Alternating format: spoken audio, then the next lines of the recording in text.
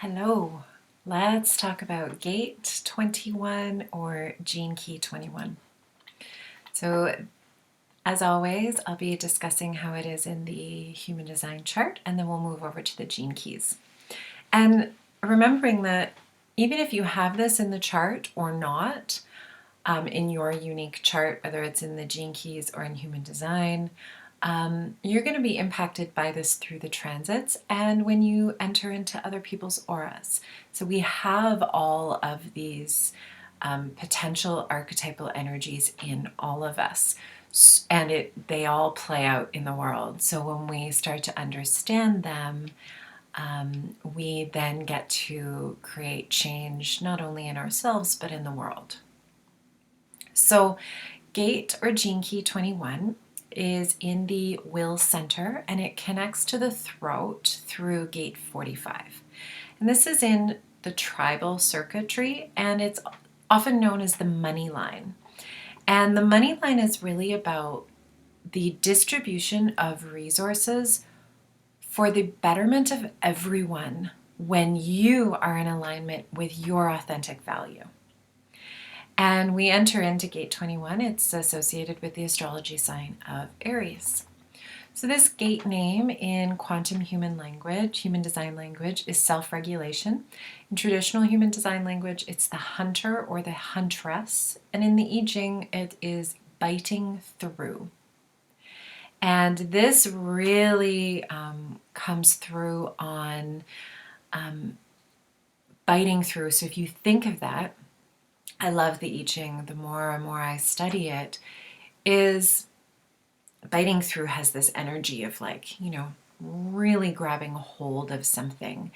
And if we think of it in this form of being authentic and strong in your values for the betterment of others, so everyone has enough resources, you need to be courageous in your ability to stand for yourself and your own rights, because we can't change what's happening out there until we can grab a hold of something, right? Biting through, grab a hold of something that we are willing to stand for ourselves. So when this is transiting, we're looking at it's the opportunity to learn how to self-regulate, how to speak from the heart. Remember, it goes from the will center, which is the heart center, and it moves to the throat. So that ability to speak from your heart and being in service while in integrity for the whole. It's also about learning how to release the need to control others, knowing that you really only are maybe not in control, but of influence to yourself. And it's about coming from a place of inner authority. And to access your inner authority, knowing that everyone else has their own inner authority. So on the shadow side, and my cats come to join me. So on the shadow side, this gate feels the need to control other people, life, and the resources available, because there's a fear that is built into the collective consciousness that you aren't worthy of being supported. And also, it's a fear of your own power. What would it mean if you could create from your own, while being so integral with yourself and from your own authority? I mean, I think that's kind of what we're moving towards right now through this shift in evolution in humanity. But it's really calling us to step into embodying our own power. So on the highest expression of this side, it's a calling to be self-generous. So be generous to yourself and hold boundaries that are loving to yourself so that you can maintain your own value while creating a sustainable world. We aren't meant to self-sacrifice for other people. We need to take care of self so that we can then take care of others. So being self-generous and really taking care of you. And this is also like that full expression is to be able to channel your power into things that will benefit from the power and the control. So channeling things that need some guidance and direction, and then to stand in your value and speak from your heart, from that will center, from your heart. So the gene key, Richard Rudd names this a noble life. And the shadow of this gene key is the shadow of control. And we see this very prevalent, especially in the last year when Saturn was in Aquarius. This need to control the masses. And this creates this conflict and violation of basic human rights for power and money. And it's based on the energy of tightness, clenching, and fear. And it lives in this idea of hierarchy, like if I'm up here, I know better than you. Or if you're perceived like an animal, for example, that somehow I am better than this beautiful creature, my cat, Lumen, right? There is no hierarchy, but that shadow of control has us believe that there's a hierarchy, and so that power and money reign over lesser than. So it's like if you think of control in the form of territory, right? First off, your body, your physical body is your territory. And then we have the physical body, our emotional body, our mental body, and our energetic or aura body, right? And this is my territory, and you have that as well. And then we move to our family is territory, and our home is territory, and then our community and our country and our earth, right? This is this idea of territory. And when we think of in territory from the shadow side of that, there's this deep-seated need to control everything in that environment, right? So like to control your emotions so you feel safe, to control how people talk to you so you feel safe, to control what people in your family do or what happens in your home, right? On some level, sorry, Lulu, I have to jump down now. On some level, control only gets us so far, right? And there's a difference between control and influencing. So when we look at this control, it's really based on what's sometimes known as the victim frequency. And the people who use their control on others are victims of their need for control to feel like they have power. And the people who are controlled are victims of the controllers. And so all of this plays out in this victim, like everyone is being controlled by something other than themselves, whether it's their need for control to feel like they have power, or that they're being controlled by someone else. And so this can show up in one of two ways, where you are submissive, where you deny your personal power, right? Where you don't own that for yourself, and when you don't assume responsibility for yourself, and when you hide from your personal responsibility. And this can often, and I know this one well, this can often show up as oh, I'm just someone who goes with the flow. Whatever you want. I'm okay. I'm easygoing. Right? That's a denial of what's happening inside and what you need. And then the next way that this can show up is controlling. So this can look like someone who might call a control freak, who might be very difficult with change unless they instigate it and plan and make sure that it happens in the way that they want to.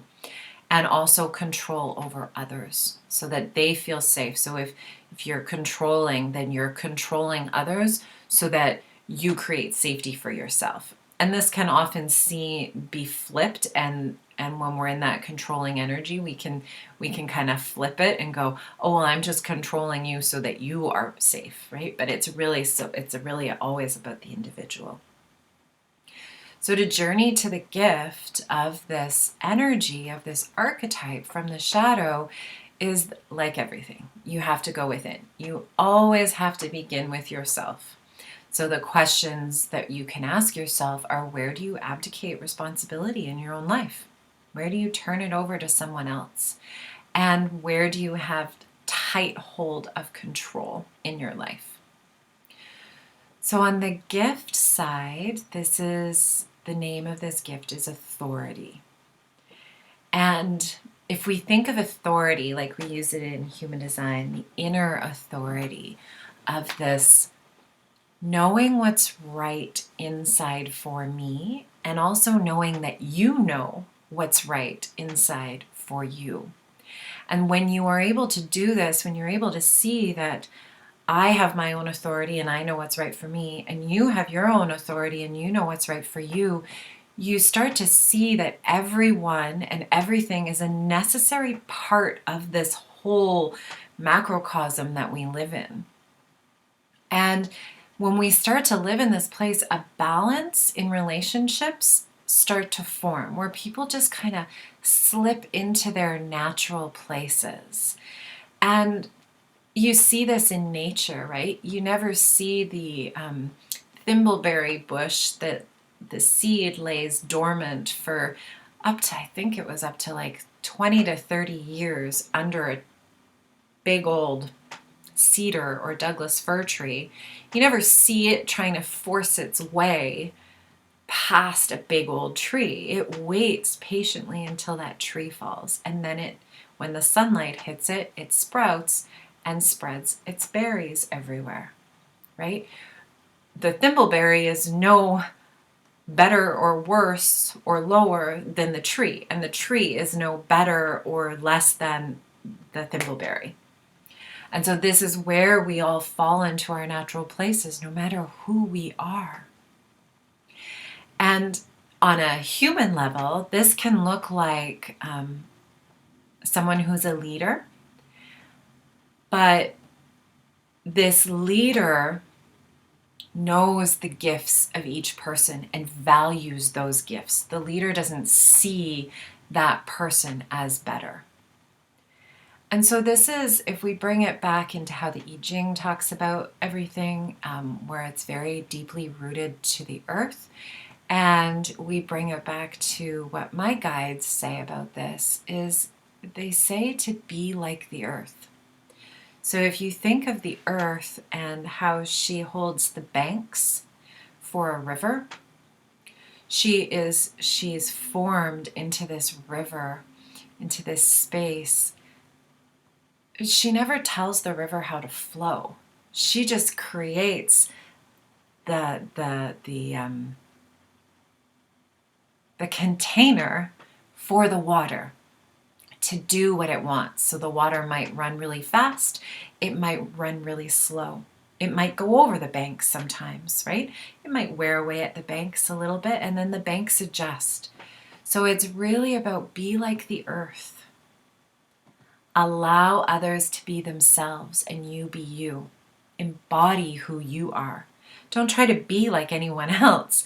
Your gifts and who you are of the greatest importance to the evolution of humanity, and they matter, and they're not going to look like mine, and they're not going to look like your best friends, and they're not going to look like anybody else's. There's going to be a special flavor in who you are and a special flavor to your own inner authority.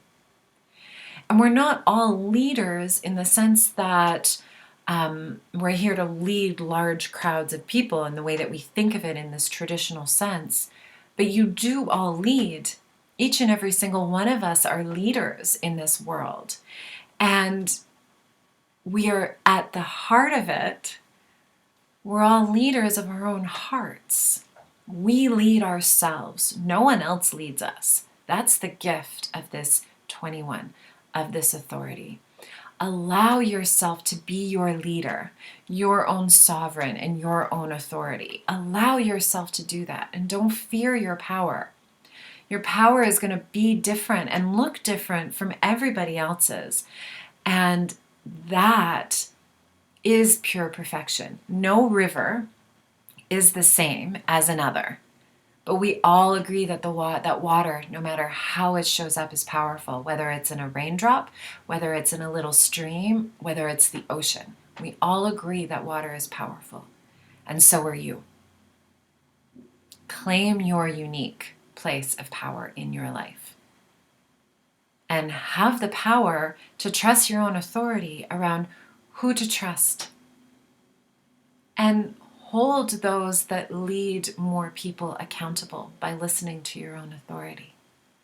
Trust your heart. Thank you.